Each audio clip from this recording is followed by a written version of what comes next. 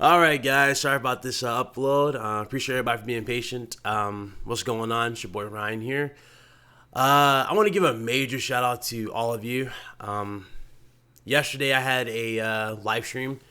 Basically it wasn't nothing major. It was just me, hanging out with you guys, answering questions and talking about a few things. I want to say thank you to every single last one of you. Not many YouTubers do this, whether they don't understand it at all, but I appreciate every single last one of you. We're at 800 subscribers. Thank you guys so much. Thank you. I mean, it feels like last week when we were at 100, and I mean that literally. Thank you guys so much for all your support. Thank you for letting my channel reach this milestone, and thank you for just your continued support. I really do appreciate every last one of you, and you make this worthwhile in the end. I really do appreciate every last one of you. I'm glad a lot of you get where I'm coming from, and a lot of you understand where I come from, my points. I appreciate everybody, and it's been a treat, an absolute treat to do this and to talk to all of you the way I am. So thank you guys so much. Obviously, we got PlayStation news, so I do want to do Nintendo news and Microsoft news. The thing is, I mean, the support kind of tells it all when I do those, so that's why I really don't. But as far as PlayStation news is concerned, let's go ahead and get to the intro and let's get to the news. So let's go ahead and start it.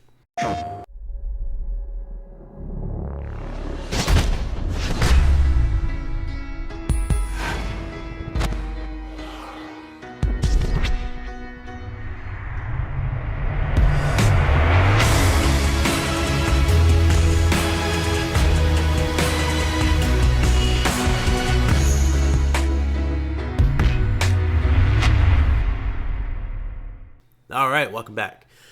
Alright, Dragon Quest 1, 2, and 3 is coming to the PlayStation 4. There's no talks of a Western release, so that's not... So basically, there's no talks of a US release. Don't worry, don't fret. I wouldn't worry about it. I would say that it will come to the US eventually, depending on how it does, but I'm pretty sure it's going to come to the US. Dragon Quest sells well in the US, so it could come in the US very soon. So just be patient for it, and we shall see it. All right.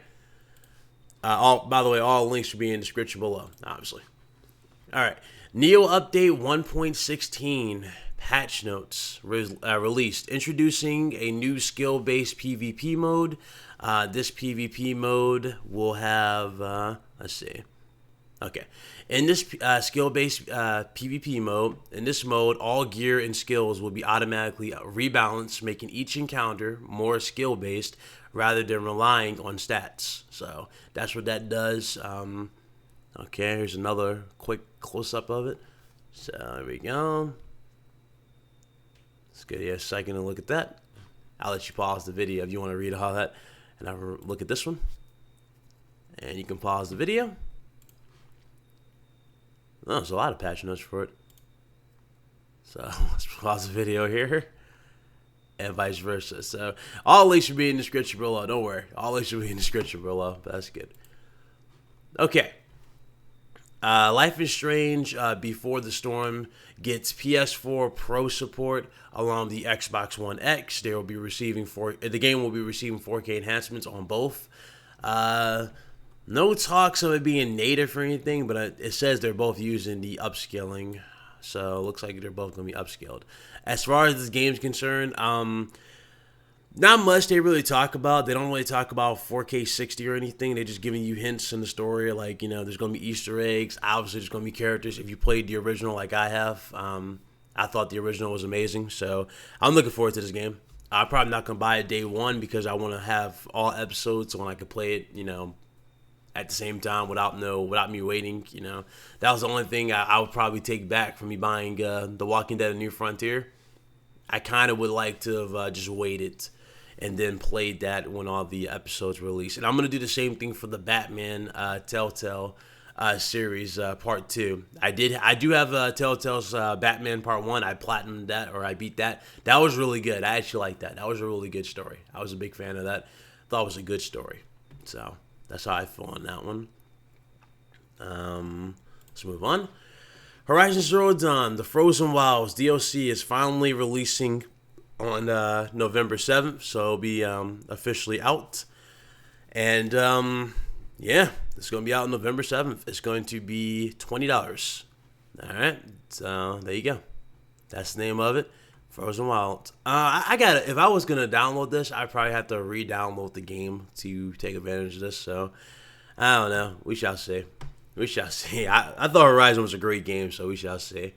Let's move on. Okay, Crash Bandicoot Insane Trilogy now has more UK sales chart number ones than any other PS4 exclusive. Now, before I give my input, I'm going to read this. The PS4 exclusive Crash Bandicoot Trilogy tops the UK weekly sales chart for the 5th time, more than any game this year and more than any other PS4 exclusive. More than any game this year, more than any other game this year, and more than any PS4 exclusive.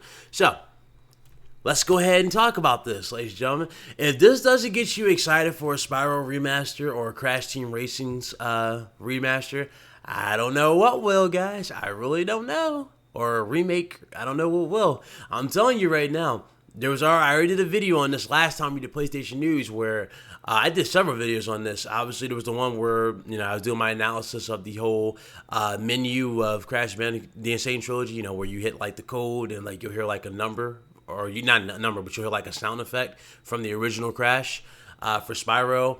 And then there was another one follow up to that, which was the whole them talking about doing more remasters. And this one right here, well, you go to see this is going to fuel that. As you see sales for this game doing well, they're going to experiment more. And that blows my mind that Sony was able to pull this off with Activision just by with that same partnership that Microsoft had last generation. That's pretty impressive that they were able to pull this off. So as far as this is concerned, I'm expecting to see this at PSX. I'm expecting to see Spyro at PSX.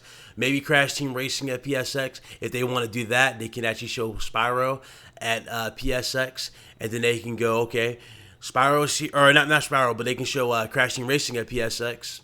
And then go E3 Spyro. You know what I'm saying? They can do that. They can give Spyro the same treatment they gave Crash at E3. That will work. I'll be down for that if they pull that off. But yeah, that's great. I'm looking forward to that. I don't know why this is doing that. Hold on.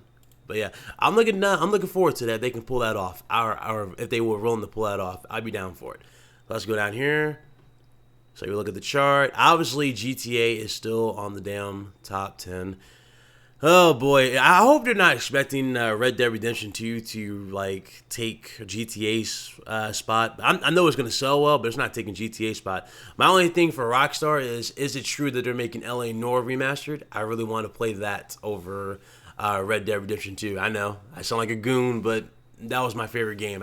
From last generation, that was one of my favorite games. I absolutely love that game, so I love to see that. And my final bit of news for you today, The Last of Us 2 is still not in full production. Now, before people go crazy about this, honestly, obviously, when I read this title, I kind of feel like this right here.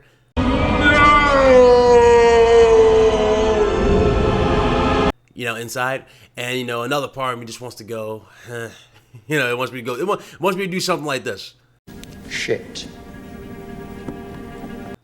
That's what that's how I feel when I read this. But then again, I had to come to my senses, okay? I had to come to my senses and think logically, because a lot of people don't think logically in this situation. Now, when we first saw this trailer that you see in this screenshot from with Ellie, this was at PSX last year. And at PSX last year, Sean Layton legit said this. He said, keep in mind, ladies and gentlemen, that this game is in very, very, very, very early development. When he said that, they kind of gave you a little hint. Now, the question is, since this game is not in full production, that means the actual release of this game may not be next year, and it probably won't be 2019. It could be 2020, if we think about it. Could be 2019 or 2020. But what was the year? What was the supposedly going to come out in 2020 that I've been predicting for quite some time? That's right, PlayStation 5. Imagine PlayStation 5 comes out in 2020, and this game is a launch exclusive. That console is going to sell. pretty damn quick, you know?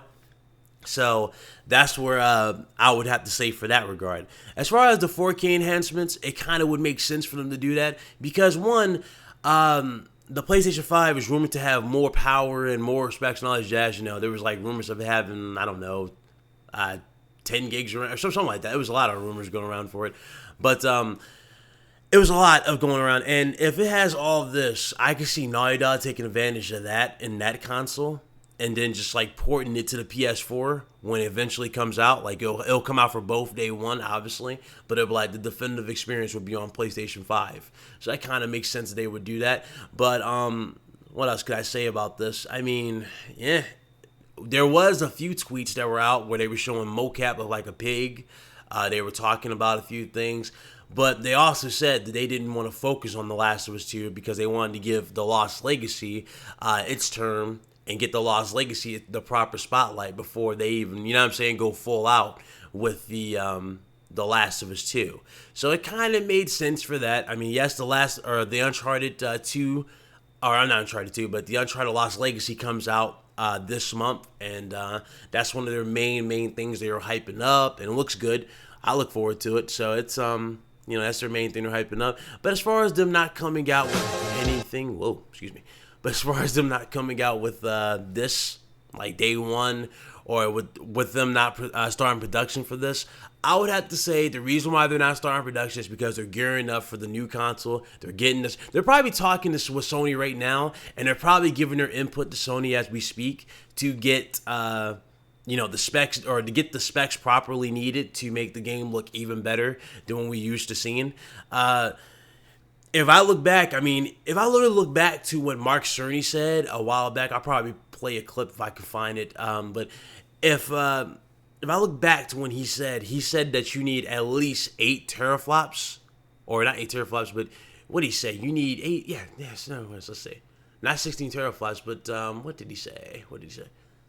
Actually, no, wait, let me phrase that. He did say that. He said 8 teraflops to at least do 4K, something like that, right?